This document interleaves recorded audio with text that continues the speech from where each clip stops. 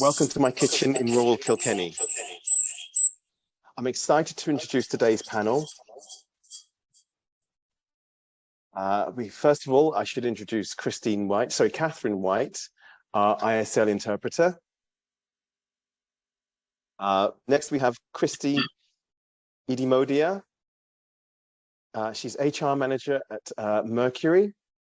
Next, I'm delighted to be joined by Marina Leleko, Head of Leadership Development and Diversity with John Sisk & Son Limited. And last but by no means least, we have Asari Hill, who's one of our expert advisors and trainers with the Irish Centre for Diversity. Now, just for some quick context and an overview before we start. I'm sure everyone that is viewing this session is already an advocate for D&I or looking to be one, but I'd like to start with a few words of context. The Construction in Ireland 2022 study by Autodesk, we'll put a link to the reference in our website, it's a report that has a few findings that are central to our discussion. The Irish construction industry has recovered well from the pandemic. 38% of construction companies expect revenues to increase in 2022. Only 1 in 10 expect a decrease. Now we get down to the meat of it. Over 120,300 people work in construction, and that equates to almost 6% of the national workforce. However, this is below the European average of 8%. The Irish government has an ambitious agenda for the sector, with 2 large-scale house building and upgrading programs to be achieved by 2030. The Housing for All plan and the National Retrofit plan. 7 in 10 business heads say that the sector will need a bigger workforce to meet these targets. Importantly, there are shortages across many areas. 2/3 of business heads point to a need for more people with traditional skills like surveyors and engineers, while 36% believe more digital skills like AR and VR will be vital across the sector. Indeed, some would say that D&I progress is vital to the future well-being of the sector. The CIF has done some great work in the area with their Building Equality campaign and the Building Diversity campaign, which we helped create. Details of these are on their website. Okay, without further ado, I should get to the meat of it all. So, our invitations for today promised you answers to a series of questions. So I'm going to dive straight in with the first one by asking Christie how Mercury tracked the firm's D&I advances, and do you have learnings to share? Thank you so much, Andrew, and I'm delighted to be here on this platform with all of your amazing panelists. My name is Christie. I like to refer to myself as a Nigerian-Irish woman. I moved down to Ireland 9 years ago, and I'm joining have a shoulder length hair, I think, wearing glasses. And I'm joining today's session from a corner piece in my attic. And and I'm delighted to be here. And so I'll go straight to your question, Andrew. I suppose one of the ways we have continued to make progress and measure our progress, you have to take a step back, really, in terms of how we defined our strategy, what that was. And that was not too long ago. That was in 2019 when we defined our strategy and decided to build our strategy around 3 pillars: our workplace, our workforce, and the community. In terms of our workplace, in terms of our workforce, the diversity of the talent pool that we have, where they're coming from, beyond the traditional platforms that usually we recruit from. Our workplace, how we build a culture that drives inclusion, belonging, and then in terms of how we also impact our community, representative of our community. And one of the areas we focused on, among many areas, would be our gender diversity, really. When we started, currently in Mercury, we have 11% female population, And of that 11%, we have about 46 of them in operations, I mean, on site in the main business, and you have the rest of them at support functions. And we continue to focus on how we increase that. And we've targeted our graduate program. So when we started our graduate program, we were 7% female. And right now, as of today, we're 30% female. And I suppose the challenge for us is why we grow organically from our graduate program. We need to, when we grow, how we grow forward from our graduate program, we need to define how that is representative across all of our business over the time when they move from the graduate position down to the other roles across the business. We also took a look at our apprenticeship program. The female population, when we started this, I think we barely had one apprentice who was a female. At the moment, we've grown that to over 200%. Still a lot of work to be done, but I suppose it's that focus in, deciding what you get measured gets done. But that focus was in deciding, putting a strategy in place, defining what success metrics we're going to use to measure it, and then putting in the work there, to get to that level. Yeah. You're on mute, Andrew. Wouldn't it be great to get through one webinar without actually hearing that? I'm sorry, I had to be the one that brought that on us. Asari, those were some great strides that Christie's mentioned there. Is there anything that you'd like to add in the remaining time we have for this question, which is quite a long time? So you've got 10 minutes left, so go for it. If there's anything that you think, anything you'd like to comment on what Christie, on the work Christie's put in, and Mercury. Yeah, I mean, it's good, it's excellent work, and my experience has been that the construction industry has done a lot of work on gender, and particularly the targets around how do you get the entry level, and the apprentice scheme is a good way of doing that. One of the good ways of doing it, as well as the apprentice scheme, and also doing it for ethnic diversity as well, can be a route into the sector to grow within. So within your own organization. But the general point I'd make though is data as a whole is I think data is a massive issue. You said what gets measured gets done. And I know we can get bogged down with targets and stuff, but in the construction industry, in every industry, we have targets. You have targets for growth, you have targets for making sure the work's done on time, etc. And there's nothing wrong with having aspirational targets for the type of workforce you would like to have in the future. So getting to the concrete numbers is, I think, a crucial part of it. Knowing where you are now, that's the first thing. Where are you now? Because a lot of organizations still not measuring who they have. So we don't know who they have. We don't know where the baseline is. And also the other aspect is the measuring who's applying. Because what happens is we tend to make a list of, you have the diversity data of who's actually in the company. So once they actually join, you can get their data and HR and everything. But what we don't do is get the data of the people who applied. So the organization can actually see if you've put in a strategy to attract apprentices or to try to attract more women, ethnic minorities, etc. But if you're not tracking who's applying, you still can't tell if people are actually applying in the numbers you would hope. So in a year, 2, 3, 4 years time, if they're not applying now, there's no hope in hell that you're ever going to reach those targets because they're not actually applying. So you can correct it from the beginning. So the first stage is get them to apply. The second stage is to have fair recruitment processes, and then this whole thing of putting them through the system and retaining them.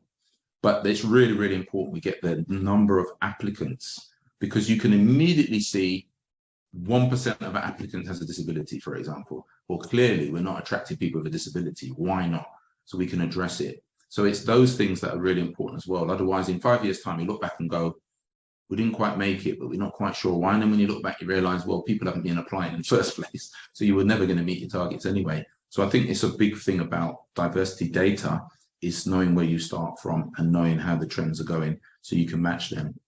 And also educating staff. I can't emphasize it enough because I know there's a lot of worry in Ireland about this, GDPR and so on. Getting staff to understand it is okay to ask the question, but to teach people why we're asking it.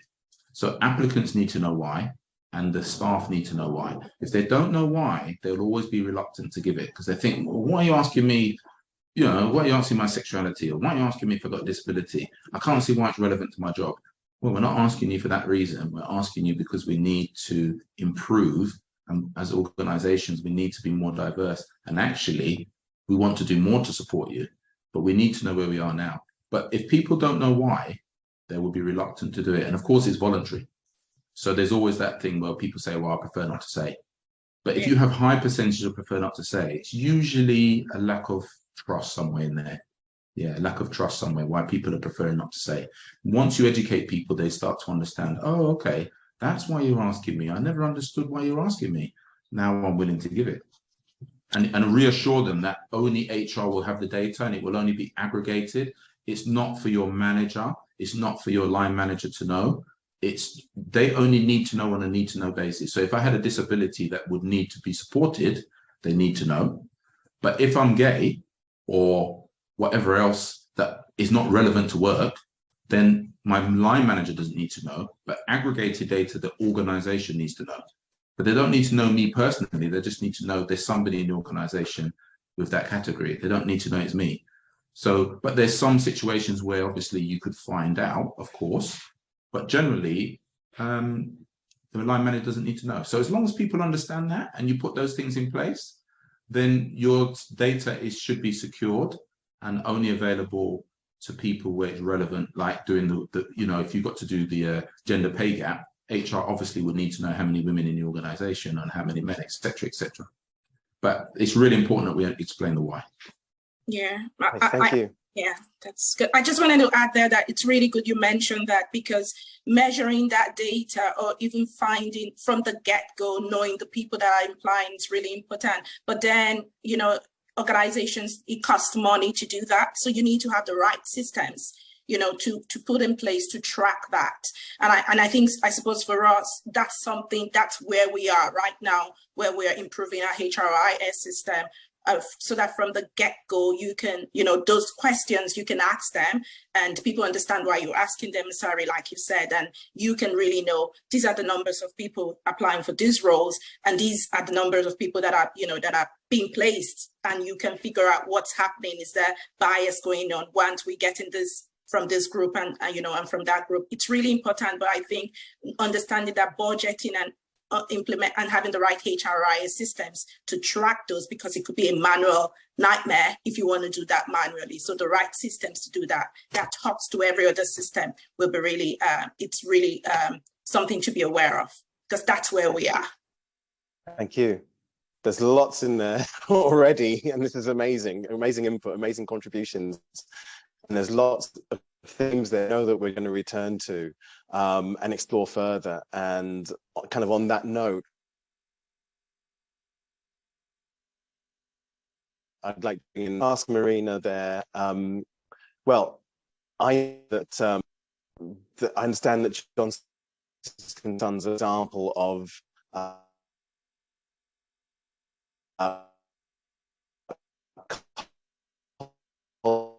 culture.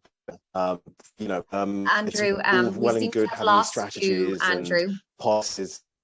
Oh, yeah, we lost you for the last. I can hear we everybody. lost you for the last minute or two. If you could just repeat what you just said. Sorry.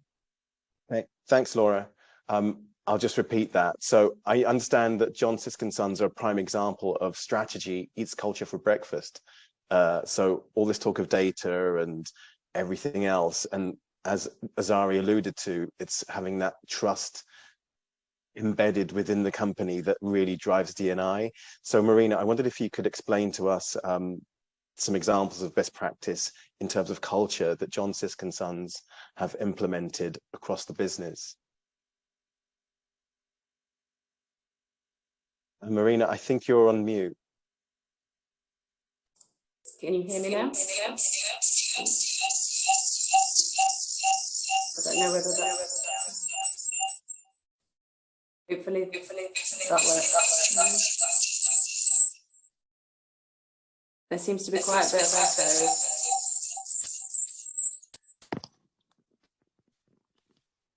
It's logged in twice and it's coming, the sound's coming from the other login, I think.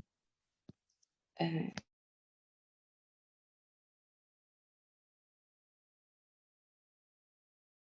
both muted. Sorry.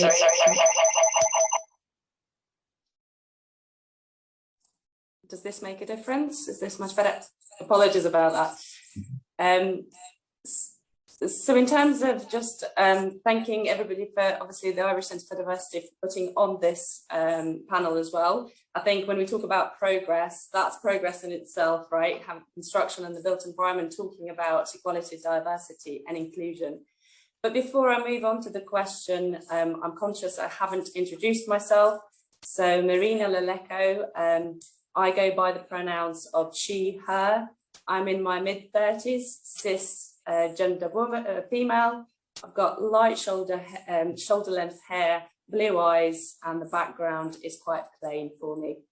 In terms of my role at Sisk, I'm sorry, just to check, can you hear an echo still, or is it okay? Okay, so that must be just me.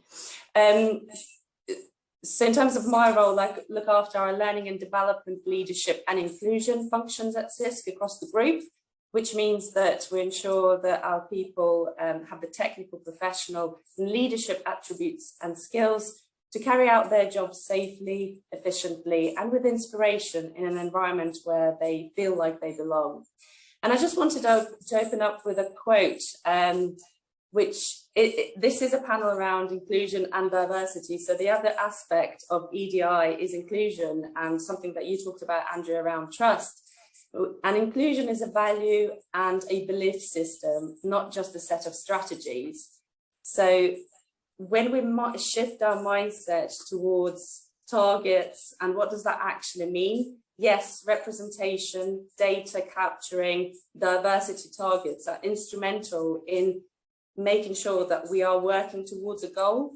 However, the sense of belonging and feeling like you're valued on a day-to-day basis through very small actions that reinforce positive behavior and that connection to the business and the greater feel of the organization is as instrumental, if not more so, I would argue, that will drive the consequence of having diversity in the organization. Because ultimately you want to work in an environment that really celebrates you. And this is what we've been focusing on over the last couple of years. And the next 3-year strategy for us in EDI is to foster a really strong sense of inclusion and belonging. And that is so much harder to measure, but it's not impossible. So if I can just talk through maybe some of the stuff that we've been working on and creating that space, and with a caveat that we're not experts in it and we haven't finished the journey, we're nowhere near the end. I think if anything, the evolution of EDI space requires constant fluidity and flexibility to adjust to what's happening inside, but also externally in the societal movements and shifts. So we've got a program called Inclusive Language, It's Only Banter program, which is intentional to target in a engaging, participative manner what it means to joke in a workspace from your perspective versus somebody else. So this is an invitation for people to consider and broaden their perspectives around lived experiences, which raises awareness that it's not about stopping joking, that's absolutely not the intent, but the subtleties of the messages is around microaggressions or micro-exclusions, if you like, that I refer to, that we may experience depending on the background and our preferences. So it's being really a bit more accountable and aware of the actions, thoughts, behaviours that we display in the workplace. It's not just down to the leadership population to create this culture of inclusion, it's very much down to us as individuals to contribute to that. And I'd say that's been relatively successful. Our target is to get everybody through the program. It's only a 90-minute session delivered by our internal trained facilitators who are leaders, and it was intentionally designed in that way. So everybody will go through by the end of next year. We started this program in June last year, and we're working through that. We're also looking at introducing, running out leadership workshops that humanize the conversations. So very often we talk about diversity targets because it's legal reasons or because there is commercial compliance or something else, contractor requirements. But actually, until we make that relatable to every one of us, including the leadership population, you know, those become very much kind of abstract strategies that don't necessarily carry a lot of ownership, if you like. And we want to make sure that there isn't this centre that sits in EDI and kind of imposes these blueprints, but actually everybody lives and breathes that. We also have, so far we've got an employee resource group focused on our, we call Building Gender Balance Network, which organises events to help connect people. And we obviously celebrate things like International Women's Day, International Men's Day, and put on other events and activities to help people understand and broaden the horizon of allyship and what it means that, you know, if we're equalising the gender in the workplace, that everybody benefits. It's not just the minority of females. And I know, Christie, you mentioned, you know, you've got 9% females. We've got slightly higher at 16, but actually operationally, we're still not where we want to be because a lot of that percentage is obviously in head office functions. And we also, you know, creating that environment internally is instrumental, but at the same time, we want to make sure that our supply chain, and there is a ripple effect, and you know, through things like this, but also we've introduced categories in our supply chain awards to focus on EDI to help our supply chain members really understand that we're serious about this, but we're also going to support you on the journey and celebrate stuff that we, you know, that they're doing, because, you know, smaller organizations, for example, can really tackle this quite well, and we can learn from that. And just a couple of other things that I'd probably mention in terms of breaking stereotypes, which feeds into this whole perception of, you know, do I feel like I belong in the construction or built environment sector or industry? Do I feel like I belong at Sisk? You know, if we scale that down. So we ran a series last year of atypical careers at Sisk. So profiles from various career trajectories at Sisk, and both representation-wise from different dimensions and characteristics, but also the nature of the jobs, because construction has evolved so much. We're talking about, you know, modern methods of construction. We're talking about our engineers becoming data experts. We're talking about, you know, net zero and kind of sustainability fields. So it's just so vast. So it's helping people to understand that career trajectories are not solely linear or traditional anymore. They're almost more like career lattices rather than career ladders, if you like, these days. And that in itself demonstrates, you know, if you can put a real person behind that who's doing that job and share that internally across the organization, people will spark and think, well, actually, I may be able to do that job, you know, if I didn't feel like I could before. But it also demonstrates that element of giving it a go, and also demonstrating the company supports that in the process. So it's just shifting some of those mindsets. And finally, as we're talking about best practice, obviously the last couple of years have shifted the way we do work. And I hear often, and I'm sure it's no surprise, people, panelists here, you know, construction or the built environment is unique. And we do say that a lot because it is. But on the flip side to that, you know, if we don't evolve, if we don't consider best practices from other organizations, from other industries, we are going to become unique to the extent that we're just going to be so exclusive.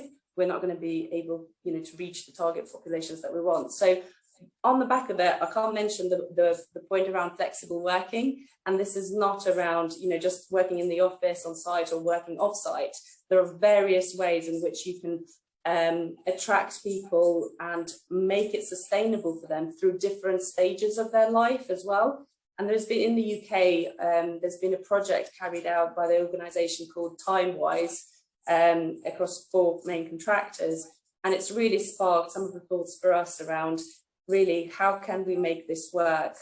Because if they made it work during the pandemic, the absolute peak of the pandemic, with efficiency, with meeting the project timelines, and increased sense of well-being for everybody involved in that pilot, well, why can't we do that as well? So it's something, another conversation and a brave conversation that we need to think and have and commit to to really shatter some of the perhaps outdated stereotypes of what construction and built environment patterns of work is.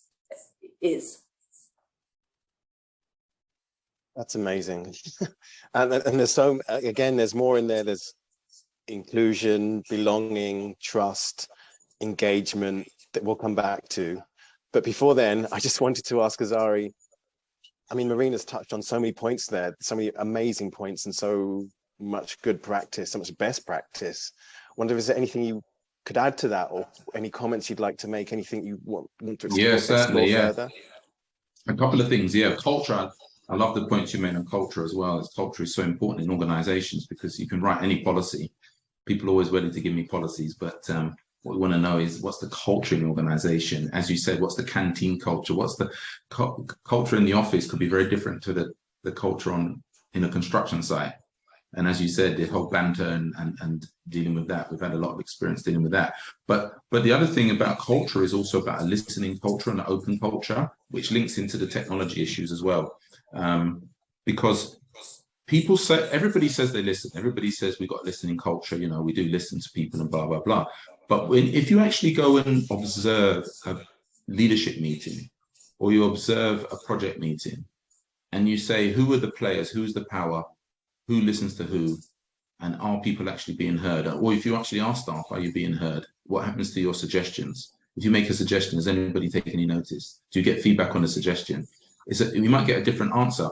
So this idea that I call it the Nokia story. I'm famous for talking about the Nokia story. You know, I have a bit of fun when I do my sessions and talk about who had a Nokia 15 years ago, right? And everybody puts their hand up, and people start giggling. But it's not me and attacking Nokia. I'm just saying, what happens to an organization that looks inwardly and doesn't see the wider issues, which Marina, partly you touched on. So you have a listening culture, but the danger is if your diversity in the organization is diverse within the industry, but we all have more or less the same view of the industry, because we're all from the industry. So we all know what really is going on. The level of challenge is low, and you don't necessarily see what's on the horizon. So Nokia, did they see two companies that weren't in telecoms? Why would they be studying Apple? And why would they study Samsung when you're in the telecoms industry? You just wouldn't study them until they brought out a phone that blew you out the water and actually went from first place to no place. I'm not sure if they're even in the top 20. And I give the same example for Tesla. You know, I'm a bit of a petrol head. 5 years ago, no major manufacturer was talking about electric cars. They all said, it's not going to happen. It's a waste of time. It's just going to be a fad. Now we've got COP26. Nearly every country in the world is saying we're going to be 100% electric by 2030. All the leading industrial countries are saying it. Every manufacturer now is making electric cars. They're all queuing up to get electric batteries and all the rest of it. But the point is, the person who blew the market open had never worked in the car industry. Never, ever worked in the car industry. Somebody that came from left field that people thought, it's not going to work because he's never going to be able to scale up to compete with us. Tesla is now worth more than any other car company in the world already. I say already because he hasn't even got started yet, because electric cars is such a small percentage of the market. So it could be most of the market. And who else will come into the market who've never made a car before, but can come in with technologies that could produce a car, because they don't need to worry about the combustion engine at all. So this is the thing about listening, is not just listening to the people inside the organization, but also horizon scanning and thinking about the people outside the organization. And you mentioned also, we talk about lifetime homes, people move into a property. What happened? I'm thinking about it now. If I move country, I forgot, Andrew, slapped me on the wrist to introduce myself properly with description. I'm a black man as well, in my 50s, not much hair, but has a lovely white goatee and wears glasses. But the point is, I'm thinking of moving to another country, and I'm thinking already of lifetime homes. I'm thinking, well, if I move to a home with stairs, as I get older, my legs are burning me right now. I've been to the gym this morning. But as I get older, is it a lifetime home? Is it somewhere I can work from home? Will it have internet capacity? Will it have all the things for me to work in an office?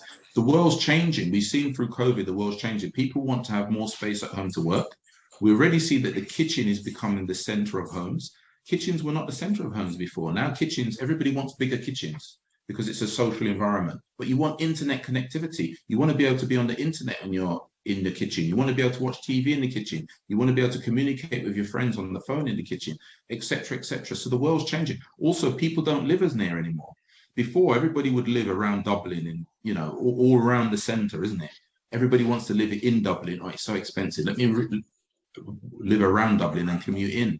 But the world's changing again. You can now get a job where you don't need to be local.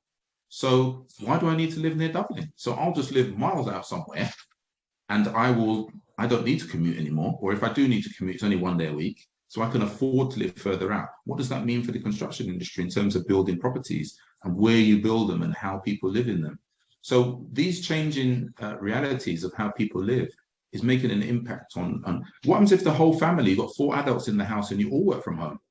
How does that work? Do you need soundproof homes? Do you need better soundproofing? Do you need better internet connectivity, high-speed internet? All these factors are now becoming more relevant about how we're working. So the industry can't just think about diversity. Let's get women in, let's get some black people in. But if you haven't got a business, it doesn't matter how much diversity you have if you miss the boat. So the design side and the culture is so important to recognize that it's a change in space. And we have to keep ahead of the curve. And the diversity in the organization is a business advantage because you can bring in diversity from outside, and that can bring you that horizon scanning. So you're always up on the game. Thank you, Asari. That horizon scanning piece is so important, and as you know, kind of circle back to everything that Marina was saying about inclusion, belonging, trust, and engagement. And we're gonna, well, I'm looking to develop that theme even further, go even deeper, because with our next question, because the next question is, what effective strategies help when gathering diversity data? And I know that Marina's already alluded to some of this, and Asari, you have as well, and Christie's already talked about the importance of data. But I'd like to point out that our Investors in Diversity program is Ireland's premier D&I accreditation mark, and both Mercury and John Sisk & Son have achieved at silver level. They're far too modest to have blown that trumpet, so I'll do it for them. And although Marina said she's no expert, you know, it takes quite a bit to achieve at that level. Now, a key feature of Investors in Diversity Silver is a staff survey to capture the sense of belonging that everyone in the company feels. It's that word again, belonging. And as I said, a frequent challenge is overcoming a hesitancy of colleagues to volunteer D&I data. So a question for all of you, what effective strategies help when gathering diversity data, which can be sensitive details? And if I go to Christie first.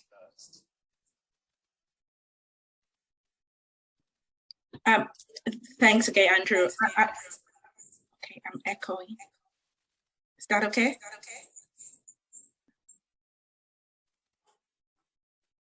Hello? Okay. Hi, Yeah, Christie, no, it's you fine. seem to be okay. You can go ahead. All right, super, thank you. I suppose for us, when we did the bronze, moved on to the silver piece there, and I think that was one of our largest response to, providing data to a survey for us to do what we wanted to do. I think it was, understanding, Asari, you hit the nail there at the beginning. Why do we need this data? And why are we gathering this data? And not just when you do gather the data and then analyze it and get your information, what then do you do? How then do you go back to the people to say, we asked, you answered, and this is what would responding to the feedback that you've given us. And when we did the diversity data with the Irish Centre for Diversity, one of the key questions among all of the numerous things that we were checking, one of the questions that for me was shocking when I saw the results was more on unconscious bias, because you do need to talk about unconscious bias and be aware of it if you're going to build that culture of belonging and that culture where people where people feel included. Was unconscious bias. Our response rate was good. I think it's the highest we've gotten from everyone, and I think it's having champions at the different projects where we had at the different countries where we had a project, and having people drive it, one-to-one conversation.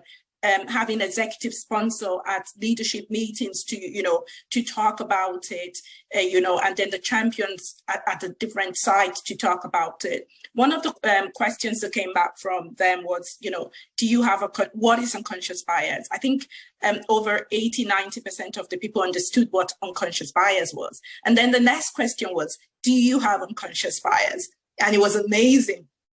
More than half, if only a quarter of people agreed that they had unconscious bias. And for us, that was red flag number one. That meant, even though people felt they knew what unconscious bias was, the fact that they actually didn't think they had unconscious bias meant that, that's a red flag. We needed to do more work and maybe change our approach to training, our approach to having conversations, just change our delivery method. What are we communicating that we are not, communicating? And I suppose that was, we talked about, we rolled out a couple of programs. Again, Marina mentioned banter. We did, we started it, we're still at it. But I suppose that getting the data made us realize, okay, we needed to do more work here. And I suppose when we went back to our colleagues, we asked, you answered, this is what your feedback was, and this is what we want to do in response to what you're telling us to do. So we're no longer creating programs because they're the nice programs to create or because it's a nice thing to do in organizations, but we're doing it because that's what you need, that's what you asked for, that's what you need, and we have the data really to back that up. And that's one of the, for me, that was one of the highlights in undergoing the accreditation to silver. I mean, it was great getting the silver, but for me, it was more the process, the things that we didn't think of that we now had to start really thinking of. I think the silver was just the icing on the cake, but I think the process, the work that we had to put in to get that information for me was more rewarding, because then we could really understand where people's mindset were, and changing the mindset, changing the culture, and figuring out what else we could do, to change that trajectory. So again, back to data, you can't overemphasize what data can do for you.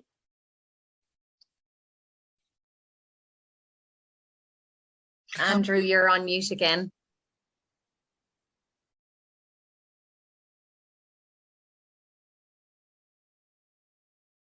I just wanted to say, I promise that question wasn't a plug for Investors in Diversity, but thank you for that feedback. We're glad to know that you found it useful. Marina, you've done so much in this area. How do you, the things that you talked about creating the inclusive, safe space for people to be themselves at work, how does that translate to on the ground, in the canteen? I mean, you talked about some events that you do and the support you have with ERGs and things like that, but can you tell us any more about that? Yeah, I guess it's quite, it's not a thing that you can resolve easily, right? And when we talk about effective strategies for people to be comfortable to disclose and share who they are, for us, what we've seen is over the last 18 months, people are becoming a little bit more comfortable to either contacting myself or their line managers or trusted representatives who are in the EDI space, champions, I think, Christie, you alluded to, or allies, to actually say they've experienced an inequality or they've observed an inequality being displayed elsewhere. So for us, I guess this is what I talk about. It's much harder to measure because it's not like a survey in itself and it's not a data in a snapshot. It happens throughout the year at critical points as a result of perhaps an intervention or a spotlight on a particular event or activity or a program of practice. So to give you an example, in terms of answering the question of how can we make people more comfortable as well in terms of disclosing that. Of course, awareness and education around this is how we use your data, this is how we do not use your data is instrumental. But ultimately what Christie said is what you told us to create a better environment. This is what we are looking at, accessibility and other areas that we're exploring that we've not been in before. But it's also about, I guess, we've introduced earlier in the year, for example, in the summer, we've removed minimum service for our parental leave policies. So like somebody said to me, you know, how come the company decides when I can have my child, which is such a fair point, because, you know, that's almost, they were brave enough to say it. So we kind of reviewed that, and as a result also introduced, you know, enhanced leave. For example, we've now got a temporary reduced working hours week for our non-birthing partners, which also shifts kind of the perspective that flexible working and part-time working is for females only. Because if we look at our industry, obviously we're male dominated. So if we can provide platforms for people to, and sorry, I forgot to say it's without effect to their pay. So it's at full pay for 3 months, and they're just able to spend a bit more time with their child and become that equal partner in upbringing, but also recognize that if you can make it work for 4 days out of the 5 days for 3 months, there are practices in which you can adopt and actually make it sustainable and longer term. And that's how we start to shift some of the understanding. But that in itself, for example, the success stories behind that, now we've had a number of people avail of that, we'll be publicizing that. And that gives the safety net for others to say, okay, somebody else had made it work. A project manager, a project director had made it work. Therefore, we can make it work as well. So it's almost giving that permission, and you know, it's again acting on that feedback. So you visibly need to demonstrate that a lot of work happens, but it's the output of that, and what are the success stories? How do we promote that? And notoriously or not, you know, in the construction and the built environment sector, perhaps we're not as public with promoting some of that as we should be, both internally and externally, just to demonstrate the shifts. That's great to hear. I'm glad to hear there's a lot of communication in that whole piece and the activity that you're doing as a communications professional. Asari, I would love to get your thoughts on that, and perhaps we can build those into the next question, but I'm just aware of time. So I'm going to move on to the final point. And the final question I'm asking everybody, because it's no secret that demographic shifts and other reasons have contributed to recruitment and retention emerging as a major challenge in the sector. So what are the thoughts on why future-proofing is so vital? And Asari, if I come to you first, and maybe you can comment on anything that you've heard already. Yeah, well, we've already heard about the shortages in the workforce in Ireland. There's not enough staff to cover, well, there is enough in a sense for any individual organization, but you're competing with your competitors for those people. And obviously, if you're competing, salary is a factor, we all know, but then costs are a factor in any construction. So you can only, you know, do so much. I've worked with engineering companies that given them in the last year or two, 20% pay increases, some huge pay increases to very, very particular people who have got particular skills, because they found they were getting headhunted. People saying to them, I'll give you 10,000 more if you come to us. So they're thinking, well, what do we do if we lose all these people? They're really difficult to recruit. So future-proofing in terms of the demand, there's a worldwide demand for engineers. The whole world is a building site right now. You know, everywhere you go, I watch YouTube videos on Africa and all around the world, and the whole place is a building site. I mean, construction workers can be international, they can get tax breaks and so on. So you don't have to stay in the country, you can move abroad and earn phenomenal money. Look at Qatar, just built all the stuff around the World Cup. How much construction workers were over there? How many engineers and stuff were earning huge salaries? So the world is a recruitment space, not just Ireland, isn't it? People can pop over to the UK, they can pop over to Europe. It's so easy now to work in other spaces, especially if you're an English speaker, because it's even more easier if you're an English speaker, but not just English speakers. So I think future-proofing is a big issue. I also think that innovation and what I said before about having people inside the organization, because if you ask men what they want in a house and you ask women what they want in a house, you know, we don't need to stereotype and say, well, women will have one view, men will have another. But there is tendencies in society. There are tendencies amongst people to think about things in different ways. And the diversity in workplaces also gives you a different perspective. We had a case in Sweden, for example, where Sweden used to clear the roads of ice like any other country, right? Snow, get rid of the snow, right? Get the cars on the road, get the country moving. But they always consulted, mainly the people they were talking to are the men. right? But when they consulted more broadly across the population, what do you think women and older people said? Sort the pavements out, right? The engineers in that industry had never really deeply thought about it in any other way. Why? Because most of the engineers are men, and most of the engineers will go into work in a car. So they're not thinking of that. Traditionally, we know more men drop their children to school, but traditionally, still throughout the world, predominantly women still do this, and a large number of elderly people don't drive, and or they can't drive, so they're more likely to, and also they're more likely to shop locally as well.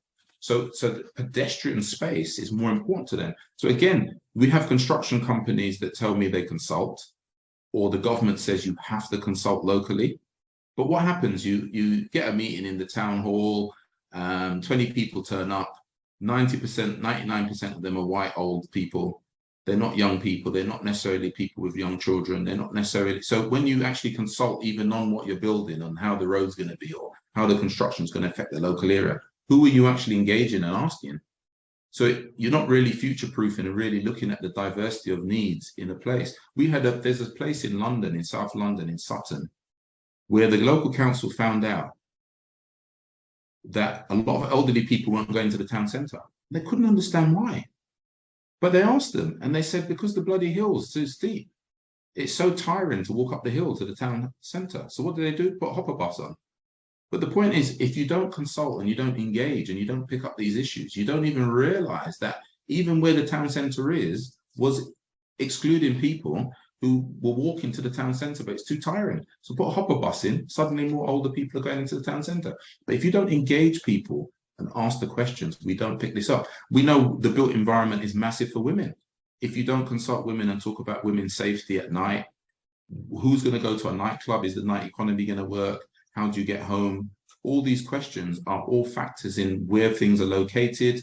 You know, we had the incident in South Korea. I don't know what the history of it or what happened there, but the point is all these factors are things that need to be considered. So diversity of the people in the organization and diversity of who you consult and engage with is also important, because we're not building buildings for the sake of building them. We're building them for people to function effectively, happily, etc., inclusively, and so on. We even had studies did some work before where we knew if you wanted to integrate certain young people, for example, you had an area that's predominantly white, and we wanted to get more black children, young black men in the what do you call it, in the parks. We put a basketball court in, and you got more people, because the tendency of certain sports that people like to do, put football courts in and basketball. Other way around, if it's predominantly black area and the white young people were not going, we put skateboard parks in and we put in other things, because just doing that without saying anything to anybody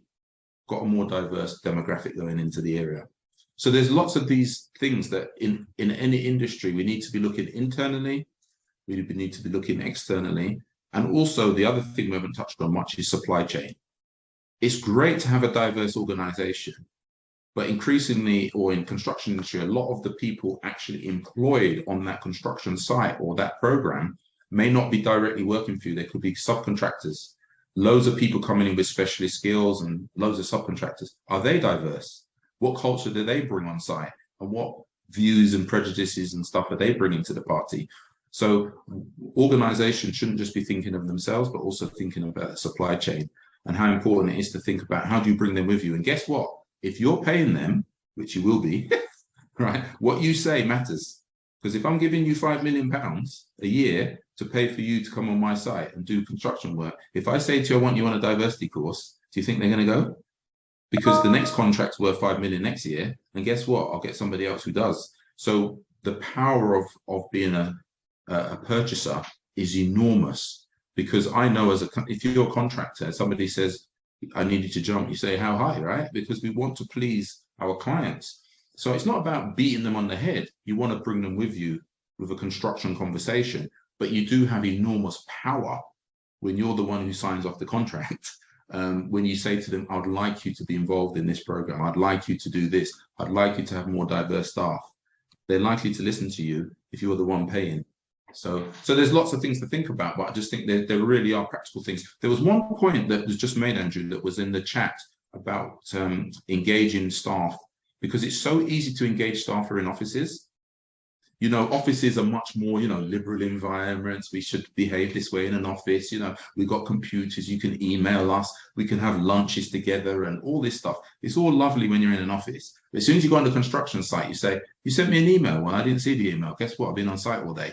So toolbox talks and testimonies from the staff themselves. You know, how powerful is it when you get another man in the construction industry or a woman in the construction industry who's on site to do a toolbox talk with the crew about their experience of being bullied, or their experience of being a gay person, or their experience of having a disability, or their experience coming through as an apprentice.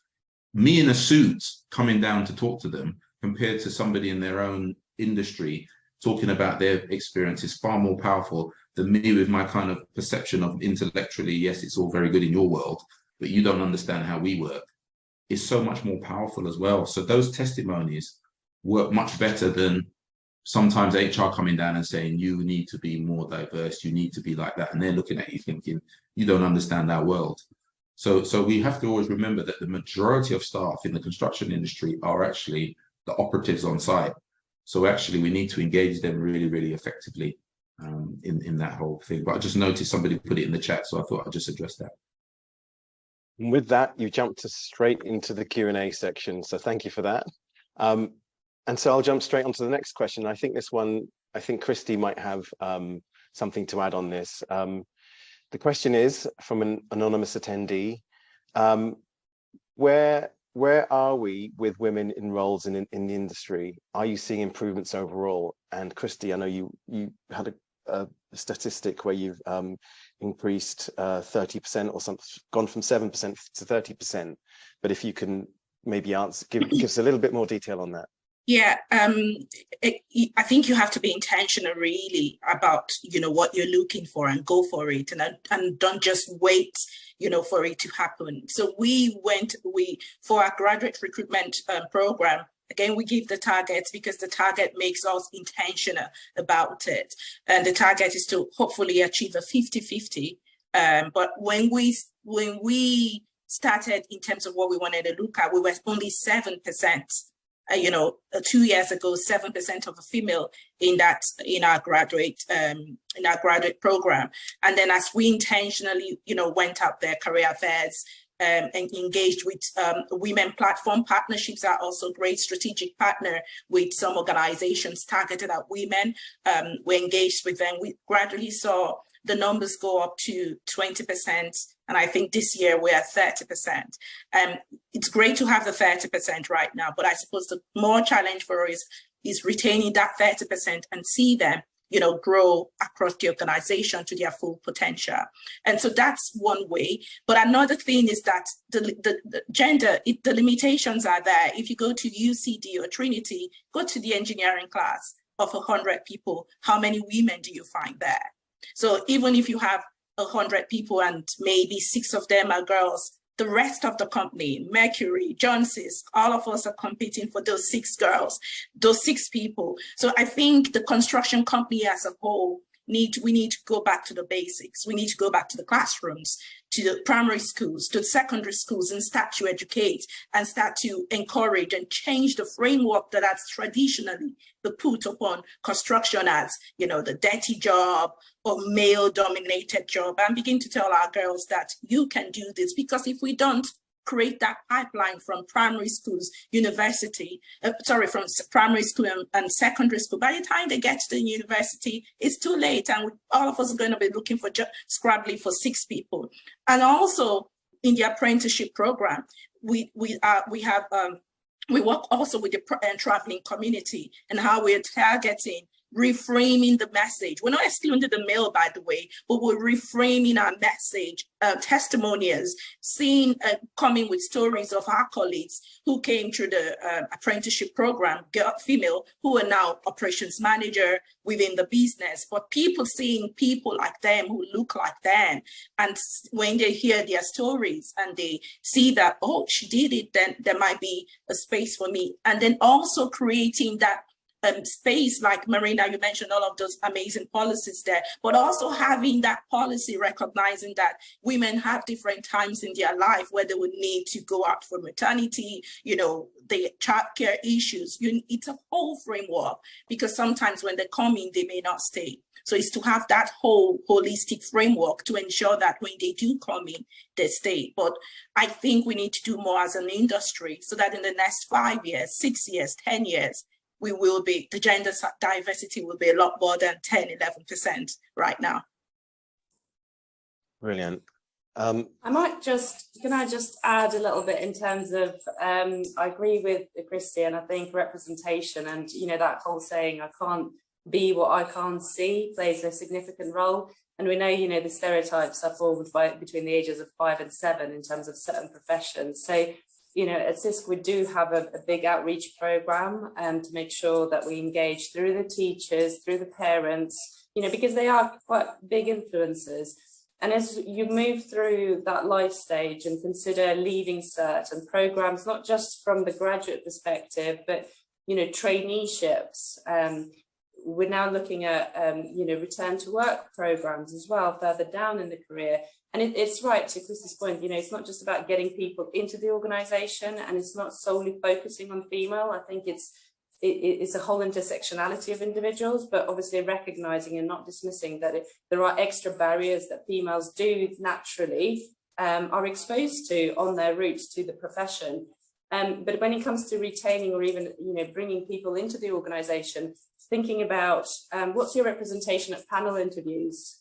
You know, what about assessment centres? Are they all majority male, female? Of course, it has to be representative of the organisation, because that gives a false impression. If you've got, you know, 70% females on a panel interview and 30% male, that may give off the impression that that's kind of the makeup of the organisation. But equally, at the same time, you need to be balanced, because the diversity of voice in that decision making of if it's a suitable candidate, you know, that enriches the conversations, but also from a candidate's perspective, you know, that demonstrates kind of a little bit of richness around the process as well. And I think there was in chat, somebody asked around, well, how do you get people to disclose at application stage? How do you collect that demographic information? You know, upfront, transparent blurb before somebody on your website plays a massive role. How do you use that information? What purposes? If it's for adjustments of the interviews in order to accommodate some of the you know, neurodivergent individuals, or whether there is physical impairment, or whether it's, you know, a consideration of working time potentially with childcare issues, that interviews don't happen at a certain time. You know, disclosing that information, being transparent, rather than we collate this information because we need to. Again, it's before the person even invests their time in submitting their application, they can see and sense a culture of you know, communication and the well-intentioned and meaning use of that information as well, which speaks volumes to them as well in terms of their decision making. Because these days, people don't choose employers based on whether I can do the job and whether this, you know, pays me well. It's far more nuanced than that, and there are a lot of kind of elements that play into that employee experience. That's a fantastic point, and it kind of echoes our thinking at the Irish Centre for Diversity, that you know, this whole thing about virtue signalling is just like, it can be dismissed completely, because candidates of prospective hires shouldn't have to ask what your D&I policies are. You know, it should be there on the website. And as you say, people aren't looking at companies and thinking, can I do this job? What does it pay? They should be able to see straight away, this is a company where I feel I belong. So, you know, displaying things like, and it's not a plug, but displaying things like your diversity and inclusion policies, your accreditations, that kind of thing is so valuable. So I'm glad you made that point. Asari, was there anything you'd like to add to that at all?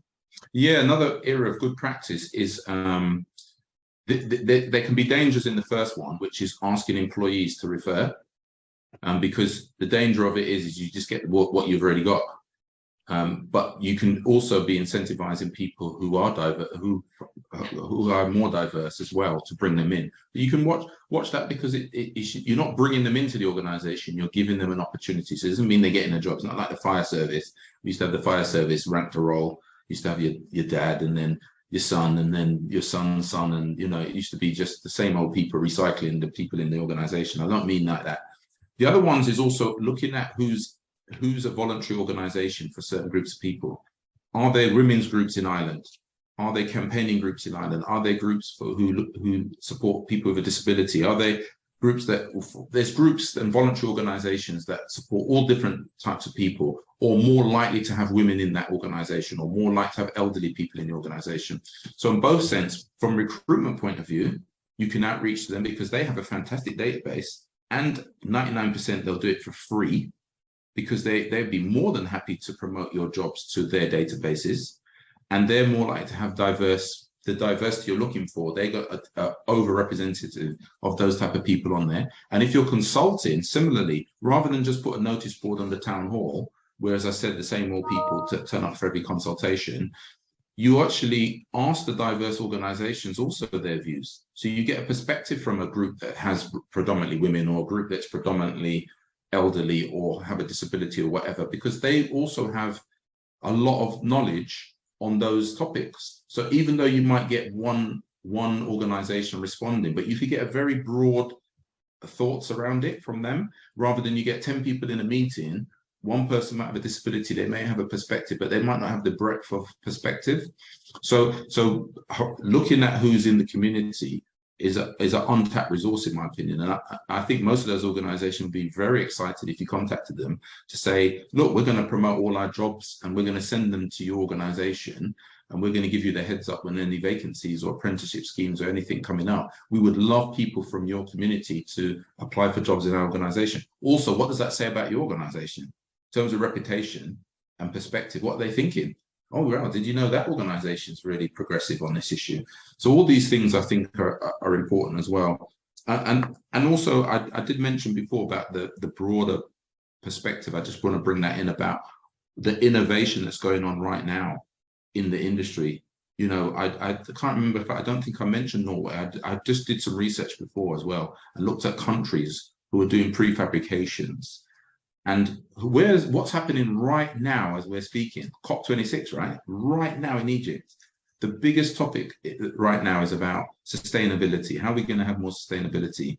So again, companies who can come along and say, Mr. Irish government, guess what? We've got prefabricated buildings that are very environmentally fantastic. We can source it from Ireland, we can source it locally, we can prefabricate the roofing, we can prefabricate the buildings, we can build it much quicker and faster for you. Why don't you give us a contract? Let's have a conversation. What are they thinking? So long-term plans to how many houses the Irish government need to build, and they know there's no way enough money to build them. Where they're going to come from? And if they all come from the private sector, they become unaffordable usually. But if somebody taps on the door and says, Mr. Irish government, we can do this much cheaper, and we're living in, some part of the world where labor is so much cheaper, and we can come along and blow the whole market apart. Why won't that happen? So I always think that it's also worth thinking about that, because a lot of construction companies are already international, but not necessarily in certain parts of the world where the innovation is going on, because there can be a little bit of a blind spot towards certain parts of the world. Even when we had COVID, there was conversations about Africa saying, oh, it must be because it's hot, or the Caribbean. Why is there's no cases over there? And then we said there was massive problems in India. So it wasn't because it's hot. It's because they had Ebola, and they actually had innovation and did some really good things around the whole Ebola problem, and actually were well organized. But because of the perception of Africa, oh no, well, we're not going to go to Africa to ask them how they could deal with COVID. What are they going to know? But actually we're very well organized and actually had a very few cases. So again, it's that we talked about unconscious bias, but we can have unconscious bias even in where we think of innovation, that we just think of the obvious. Let's look at America and so on, but not look at other parts of the world. So I just thought I'd drop that in there as well. Okay, thank you, Asari. I quickly want to just jump back into for a question with Christie, and it's answering a question that we've had in from Jennifer. She says, "Hi everyone, can I please have everyone's suggestions on how they attract more men to their organizations?" And in particular, Christie, I'd like, you talked about some outreach work to Irish travelers. So I think those two, I think there's a link to this question. So perhaps you could tell us more about that. Yeah, again, that comes down to partnership, you know, like Asari said, you know, reaching out to those organizations that work, you know, that you want to attract people from. And one of the things we've done is partner with, I don't have the names of the organizations here, but we've partnered with those organizations that work particularly with the traveling community. And as a result of that, we've been able to, the numbers are still really slow, but at least we've been able to attract people into our apprenticeship program. And then we now have them recommending their cousins, their friends, also within that traveling community, and providing mentoring for them or coaching for them, because we need to realize that culturally they are different, and you know there's a stereotype around them. I know in one of a session that I was a few months ago, someone asked me, how do you deal with, you know, they usually would just go off for weddings or, you know, and, you know, late coming, the behaviors are somewhat different. And I'm like, well, the behaviors are not different. Even your non-traveling community will also, we have people who would also behave in a certain way that we need to deal with or have difficult conversation with. I think we're being biased towards them, thinking they behave that way because they are from that community. And if we can walk through that bias and then, you know, have those mentoring programs, give them coaches, help them to succeed in the workplace, make them feel valued, and create that system where they can trust, then you definitely will see the ripple effect there. So I think there's still a lot of work to be done in creating and trusting that community, because I'm very sure that a number of people within our organization that are members of the traveling community but haven't declared it because maybe they don't feel it's safe to do so just yet, but also creating that atmosphere where they can do that. And again, storytelling. I'm a huge believer in storytelling, getting people to tell their story, to share their experiences, because that way it's relatable and people can relate. So working with, I think it's one of the things we're currently working on, is working with that group for people to come share their story so that we can, you know, put the story out there and get more people in. Then they take us seriously. Then they know we're not doing it for the numbers, but we genuinely care for the impact that community has, you know, in our nation, really, and we want to get them in and for what they have to offer. So yeah. Thank you. In our last moment, Marina, is there anything you'd like to add on that question? Just how do we attract more men to the organization? I think specifically more diverse men, if that makes any sense. Yeah, I was quite puzzled by that question, actually, and I'm probably also thinking about, are there specific qualities or distinguishing factors that people are looking for to fill in those roles? And it's not to do with the fact that this is a male, but actually there are certain characteristics, attributes, or skill sets that perhaps we need to look at the job role as opposed to the identification of the person to fit the job. And sometimes we just need to be careful with targets and increase numbers in this or the other.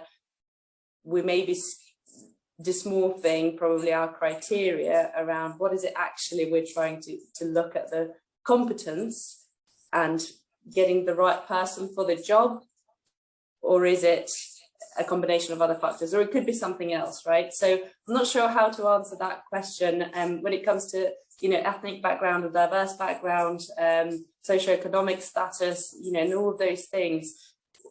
As I do more work in this space, what becomes loud and clear is we shouldn't label people just on one demographic, because their composition of who they are, you know, and that's to do with their diversity of thought. This is about their background, childhood, upbringing, the influences, mentors, you know, coaches that support them.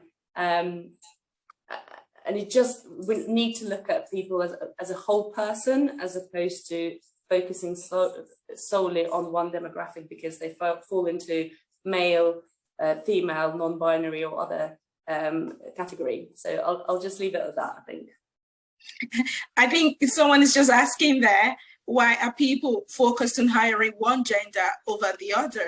And I'm like, it's not like there's a focus on having one gender over the other, but it's about the balance of diversity of thought, really. Because if you have one more than the other, like Asari said, in Sweden, you know, no one would have thought to focus on the pavement if they only asked the men questions. But because they asked men and women and the elderly, all of the demographics were covered. Then they thought about the roads, they thought about the pavement when it came to their snow, dealing with their snow situation. So it's having the round diversity of talk so that you have every aspect covered and not just, you know, focused on one area. So it's not a need for one over the other, but having them balanced to cover everything. Perfectly put. And the person who asked that question, Carl, if you want to take that question up in more detail with us, you're welcome to send an email to us at inquiries@Irish Centre for Diversity, and we'll get the panel to contribute to that and answer you kind of offline. We've reached the end of our Q&A session, so it's left for me to say thank you to everybody and to close the session. So thank you to our audience for joining us today. Thank you to Christine and the panel. Thank you to Christine and her colleagues at the ISL interpreting.ie. A reminder to everybody that the recording is available and it will be sent, the way to access that will be sent out after the session. A quick update on the National Diversity and Inclusion Awards. We'll be announcing our shortlist shortly, and tickets are on sale now. And you can go to our website or straight to the National Diversity and Inclusion Awards website to get details on that. That is our last session for 2022. We look forward to seeing you all in 2023. In the meantime, you can check our website for details and register for our bulletins on our upcoming events. And in the meantime, follow us on our socials, LinkedIn, Facebook, Twitter and Instagram. I'd like to thank our panel before we close. So thank you, Christie. Thank you, Marina. Thank you, Asari. And also thank you again to Catherine, our ISL interpreter. Thank you. That's it for today. Thank you. Thank you, everybody. Thank you.